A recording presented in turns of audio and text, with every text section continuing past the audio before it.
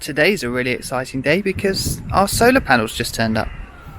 We've got two 270 watt per light solar panels. Got them from Midsummer Energy, who are excellent, I have to say, with all these other goodies inside. So let me set the camera up and we'll see what's in there. This is 16mm cable, that's a negative, already crimped. And here's the 4mm cable with the MC4 connectors on. Smart dongle, so the entry gland, Victron MPPT charger to make sure we get the most energy out of our panels, and that will be the isolator. First we've got to fit this grommet, so I've marked out where it's going to go. Going to sit in there. I've just drilled the little pilot hole, and now I've got to make it bigger using this hole extender.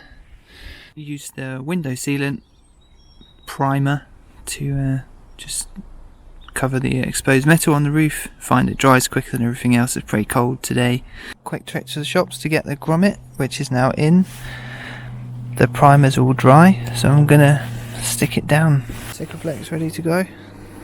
Been in some warm water. Nice big lump.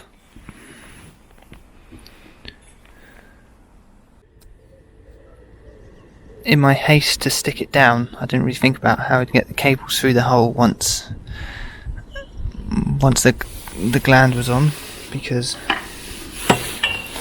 these have already got the MC4 connector on the end, so not so easy just to thread through from the bottom. So I put it on, pulled it all off again, which was actually really hard, even though I did it after about 20 seconds. Made a bit of a mess, but I threaded the cables through and going to stick it back down again. Take two. The gland's fully in place.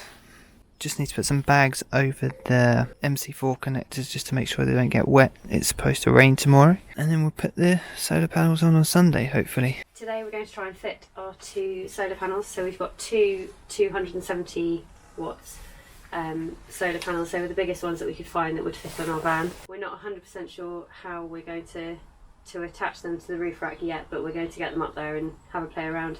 What we're going to try and do is use these. We don't want to screw through the roof rack, so we're going to try and use these U-bolts and some kind of fixing plate to try and get them through the solar panel, but we're not 100% sure, so it's a bit of an experiment.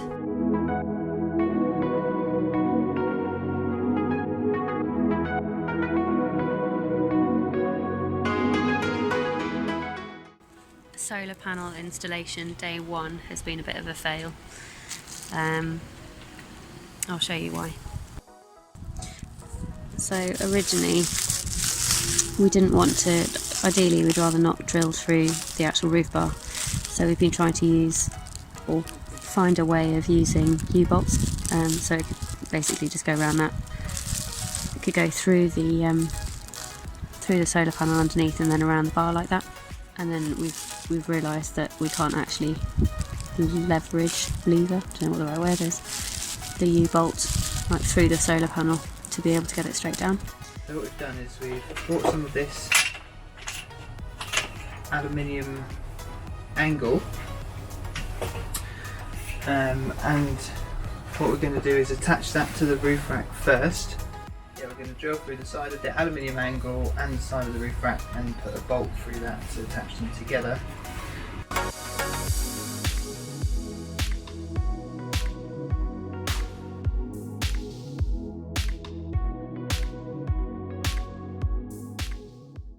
Okay, both angles are now fully prepared. I'm going to put one on the roof now and then the other one up tomorrow. When the solar panels on the roof, so that they're exactly the right distance apart. So one of the supports is on, not miraculously, but surprisingly, they all line up. It's not going anywhere.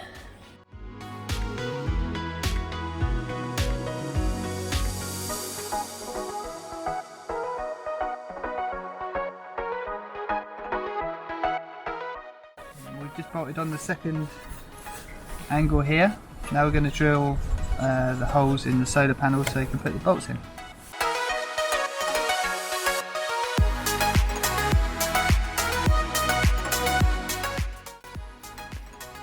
they are secured.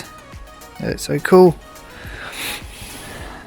Just happy with how this worked.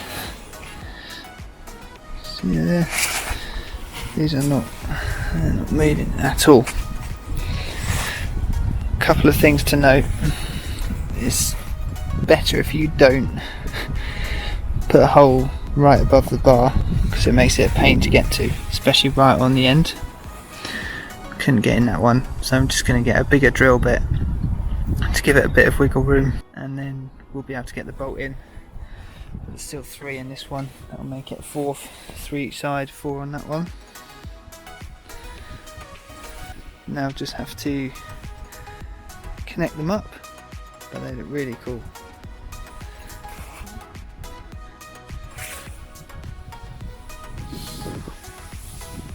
Lunch has arrived. What have we got? Purple corn juice. Purple corn juice, pepper juice, and some broccoli poop. Homemade broccoli poop, I think. Train's coming. Bye. We're about to connect up the panels. These are the 2 connecting them together, positive to negative. And then the others loosely in. We've got the corresponding cables wired into the isolator switch. Plug these in, turn it on and see if we get any charge. Exciting. Power on.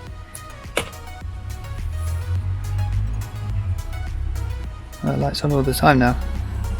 That was just flashing before, wasn't it? Ta-da! Yeah, that was flashing before.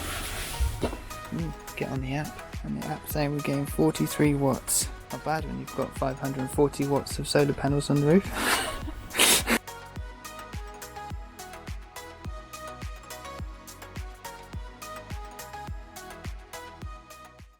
It's the first day since we've had any sun, since we fitted the solar panels. It's been in the shade. It's just a few days ago.